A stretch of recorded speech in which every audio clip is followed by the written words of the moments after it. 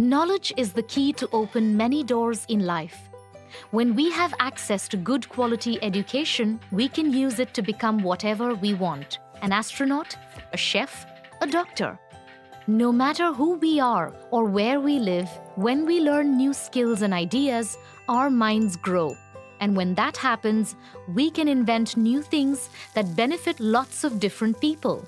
Good education is possible when there are enough teachers, when every student has books and computers and supplies, and when schools are safe and clean.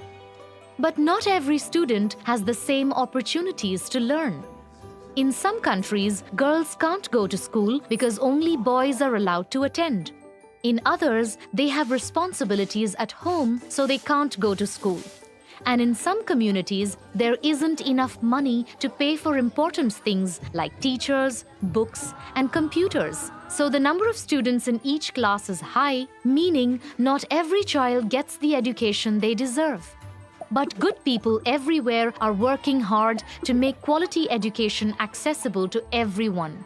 In Tanzania, 51% of the population are children, but few attend kindergarten. So the charity Children in Crossfire is giving parents learning materials so they can prepare their kids for primary school at home. In Singapore, government values teachers very highly, so they are paid well for their work and given lots of training to become even better. Together, we can make quality education a reality for everyone, everywhere.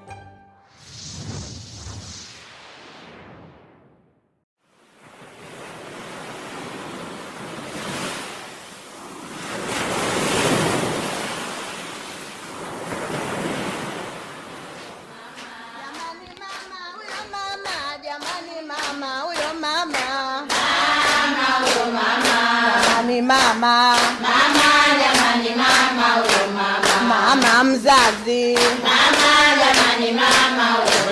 mama mlezi, kaja tuchukua, tujenga India. My name is Abubakar Hawa Kabala. I came from Nigeria. The name of my village is Takushara, Burum community. I have 6 children, 2 boys and 4 girls. I want them to study very hard. I want them to go to university. I want them to be something in the future. I don't want their life to be like my own life. I want them to be good people. The major problem in that village is there is no light. There is no hospital in that school. There is no road. And then the girls, they don't go to school. Because sometimes the children go to school in the night around 8. They go with torchlight. They use battery to go to school. Sometimes because there is no torch, they will not go.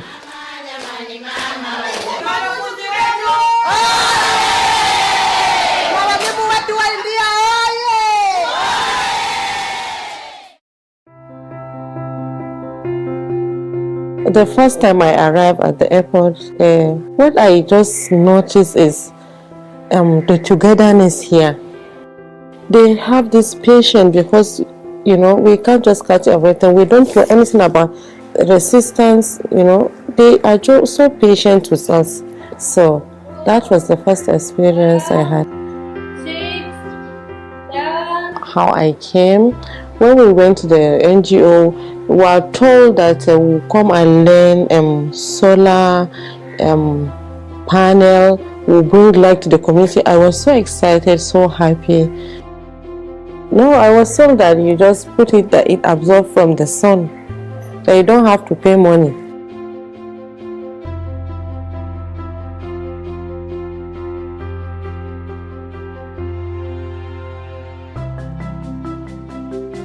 Jeffa College is a hybrid social enterprise and today operates in more than 96 countries.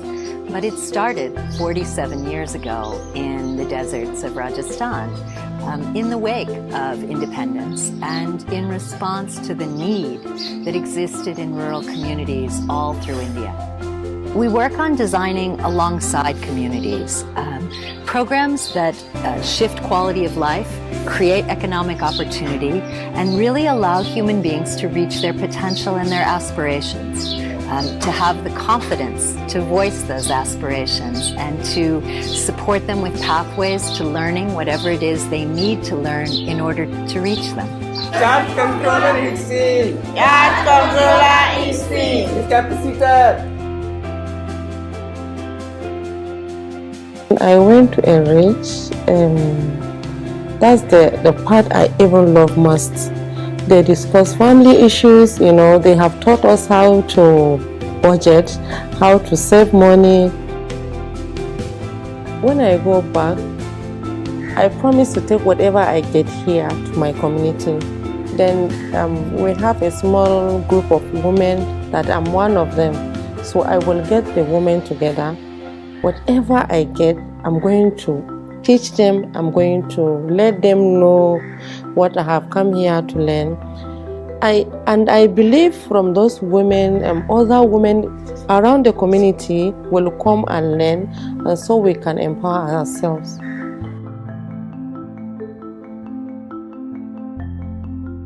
We shall overcome. We shall overcome. We shall overcome someday. Oh, deep in my heart, I do believe we shall overcome someday. I'm hungry, come here. I'm hungry, come here. I'm hungry, come here. Eat me. Oh, this is every swag. Kuba every swag. I'm hungry, come here. Eat me.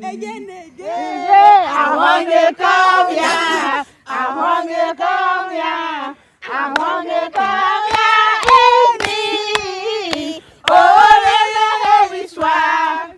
Kuba every swag. I'm hungry, come here. Eat me.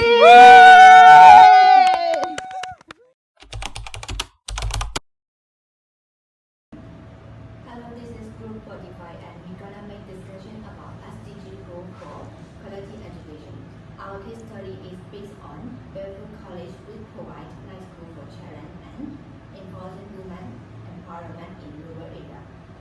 We are gonna make discussion about our case study. My name is Mimi and I'm the host of this discussion. This is our first panelist. Hi. My name is Zaid and I'm studying business administration. So Zain, how do you think Barefoot College contribute to achieve SDG goal 4? SDG Goal 4, which is about providing quality education for everyone, no matter where they live or what their background is. One of the main ways Barefoot College help is by focusing on ritual community, especially for women who usually don't have access to formal education. At Barefoot College, the education they provide is practical and hands-on.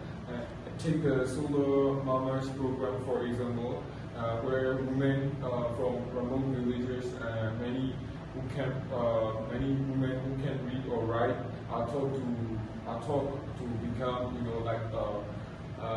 solar engineers, and they learn how to build water and repair solar panel, which not only give the valuable skill, but also help bring electricity to their villages. This kind of education gives people real tools to improve their life and their communities. So thank you for your discussion. So let's welcome another panelist. My name is Huyen Mu and I'm from Business Administration student.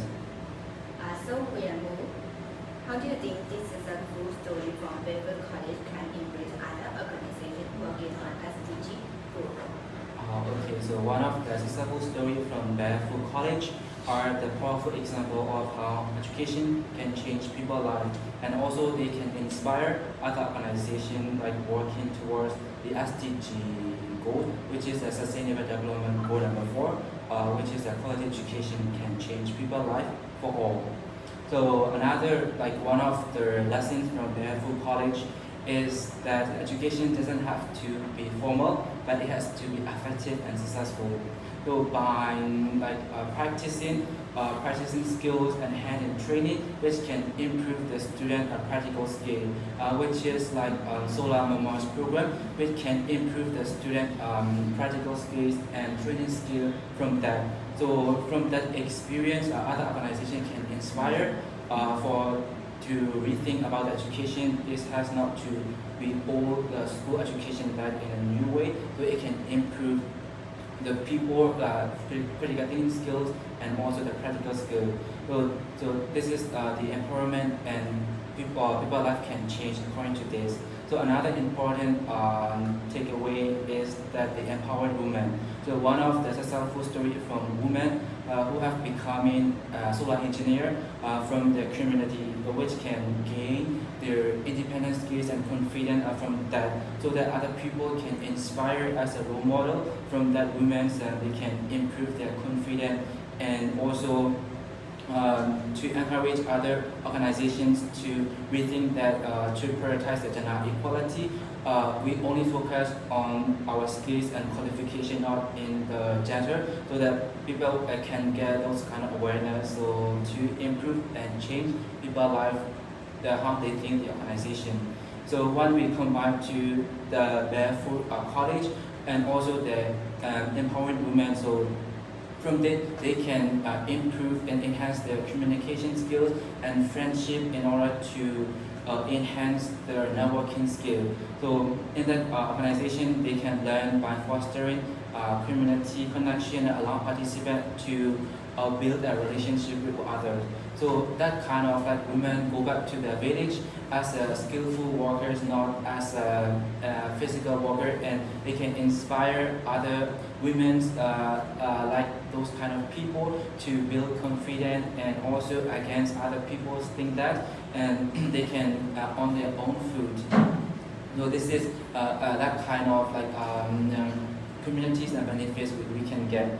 So last but not least, the successful story from Barefoot College can inspire other organizations. So by showing the importance of the practical skills and also training skills, and fostering empowering women, and also the creating role model. So based on the SDG Sustainable Development Goal number 4, so quality education can get everyone in every world. Thank you. This is Story. Thank you for discussion. And now it is time to discuss about women empowerment in rural area. Hello. Yeah, hi, I'm Nelson from Science Administration. Nelson, how do you think about Barefoot College empowerment women through education? Yeah, Barefoot College empower women in rural areas by teaching them practical skills that help them improve their lives in communities. Many of these women come from villages where formal education is limited, and traditionally, women don't get many opportunities to learn new skills. Barefoot College changes this by focusing on hands-on learning, especially for women who haven't had the chance to go to schools. One of the best examples is the Solar Moments program. Here, women from remote villages are trained to become solar engineers. Even if they can read or write, they learn how to install, repair, and maintain solar panels through visuals and practical lessons. This gives them real skills they can use right away. It's not just about learning new things, it's also about gaining confidence. These women go back to their villages as role models, showing that women can be skilled professionals too. The impact doesn't stop there. One woman returns to their communities with these new skills, they become leaders. They challenge the traditional roles of women in their villages, proving that women can take on important roles in society. This encourages other women to follow in their footsteps, opening up more opportunities for everyone. Barefoot College also creates a sense of community by bringing together women from different places to learn together. They support and inspire each other, building friendships, connections that help them to grow even more. In the end, these women not only gain skill but also like financial independence. By becoming solar engineers, they can support their families and live themselves out of poverty. This helps the entire community because when women are empowered, it benefits everyone. Better education, better health, and better opportunities for the future. Thank you for your discussion. Thank you.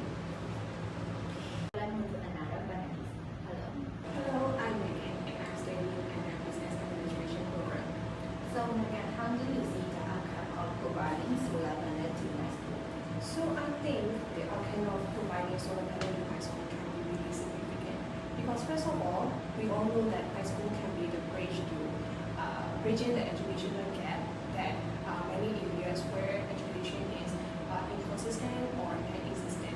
So although they play an important role in bridging this gap, night schools still face challenges when it comes to getting consistent electricity supply. So by providing solar panels, we can ensure that these night schools get consistent electricity supply. So which means that by doing that, the night school can operate for longer hours. So this means that the student can learn more flexibly and more conveniently at school with consistent electricity, which means that the students who have to work in the daytime or have other responsibility will have a chance to learn. So I think by providing solar panels, we will ensure that consistent electricity is supplied. So this means that the student will have better quality education. So I think this aligns with the SDG goal for quality education. At the same time, the providing of solar panels means that we can provide lightning in the evening, which provides safety for students, especially women and girls who may have difficulties traveling to and from the school. So this also reduces gender disparities, which is also one of the goals of SDG for quality education. And at the same time, not only for students, providing electricity can also benefit the teacher. This is that by having electricity, the teacher will have access to internet, and also they can use electrical devices at the same time. So it means that by using these electrical devices, the teacher can provide educational videos, or they can train for digital modern technology, which may improve their teaching methods and teaching style. This means that they may become more qualified as teacher, which is also one of the goals of SDG 4. So I think overall, by providing an improved learning system and educational system to students, both students and teachers, the whole idea of providing solar panels is perfectly aligning with the SDG goal for quality education. Thank you. Thank you for your discussion. Now, this is the final part of our discussion. This is our last panelist. Hello. I'm Grace. I'm also majoring in business administration. Grace, how can government and NGO collaborate to support education like Bradford College on a larger scale? In my opinion, governments and NGO working together can really expand initiatives like Bradford College to reach more community. Of course, funding is the key. Government usually have a lot of resources. When combined with the fund, NGO can raise more and to allow them to support education in remote area. Together, they can also base infrastructure like training center or provide basic technology for students. A good example is that in Africa, where the United Nations and government have worked together to build a community school. Another way they can help is through policy support. By creating supporting policy, they can help community-based education grow. In India, for example, the government has partnered with NGO to encourage skill-based training for rural women. Programs like these can create pathway for people to gain practical skill and open employment opportunity in those areas, much like Bradford College focus on training women as solar engineer. And then there is a rules of training, and you know what is needed at the local level, while the government has the ability to offer large-scale training program for teachers. Like by teaming up together, by working together, they can ensure teachers are well prepared to work in rural area and understand the specific needs of in those communities. And besides that, public-private partnership can also make a big difference. Governments and NGO could work with business to bring new technology like online learning tool, which will make it easier for students in remote area to learn even if the traditional schools are not accessible. For example, in Kenya, the governments and NGO partner with Google to introduce online learning tool. Online learning tool is good in remote area. This kind of technology is definitely a game changer for the students who don't have access to go to the traditional school, and it's allowed them to learn from home. And finally, both governments and NGO can raise awareness about the importance of community-based education. NGO has strong connection with the local community, and government can spread the message nationally and globally. and more than like they can gather more support to expand successful model. For example, the governments and the NGO already have ran the campaign to promote education for girls and making it priority, national priority, and gathering more support. So by working together on funding, policy, training, technology, and awareness, governments and NGO can really expand initiatives like Barefoot College, bringing more opportunity to underserved community around the world. Of course, if we got more support from government and NGO, it would be better. This is the end of our discussion. From our panel discussion, we hope everyone interested in SDG Global will get more knowledge and information the way to achieve the goal. Thank you, everyone. Bye.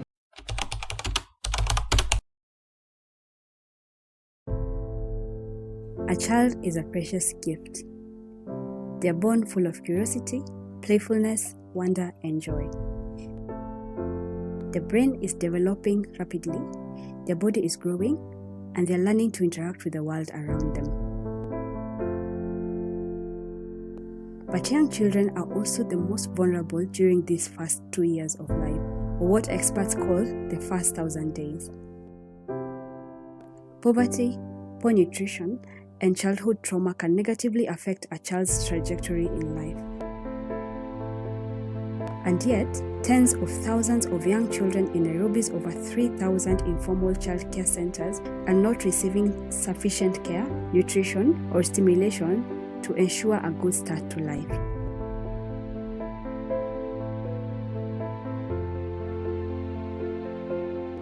This childcare crisis is an urgent threat to children, families, communities, and the nation's future. In 2011, while working for a large non-profit, Sabrina Habib came across a makeshift childcare center in Mlolongo. She realized that the environment of the center was dirty and unhygienic, that it was hot and stuffy, and that children were completely quiet. It was so dark that she nearly tripped on a baby girl lying on the cold, hard cement floor. She called Afzal and they asked themselves, how might we provide a high-quality childcare option at roughly the same price that mothers were already paying, about $1 per day? They spent 2 years researching early childhood development and visited communities across Nairobi to speak to parents and women running childcare centers to better understand their needs and concerns. They felt particularly close to the issue given that their parents were born and raised in East Africa. In January 2014, they set up a new organization and called it Kidogo, inspired by the Swahili proverb, chanzo cha makubwa ni kidogo. All great things start small.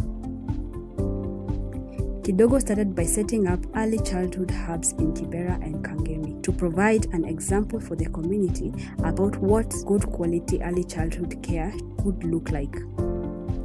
These centers of excellence provide the best foundation for children 6 months to 6 years of age. Though communities were initially skeptical of Kidogo's play-based approach, they quickly saw their children outperform others. I value the relationship they have with the child, the way they interact, the way they talk. They're friendly to the kids. They never shout at the kids. They talk to them like they reason with the kids. My child is able to do a lot compared to other kids at her age. Today, Kidogo's 3 hubs located across Nairobi serve over 200 children every day. Kidogo kids are at the top of their class in primary school and outperform their classmates in all areas of development, particularly in the areas of social-emotional development and executive function. These centers of excellence also operate as training centers, models for advocacy, and mini R&D labs to test new innovations.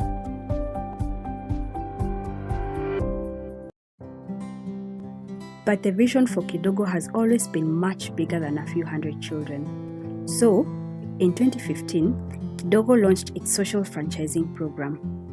We work with women who are operating informal childcare centers, or as we like to call them, our mamapreneurs, to provide training and mentorship and support tools that improve the quality of care and resilience of their childcare microbusiness.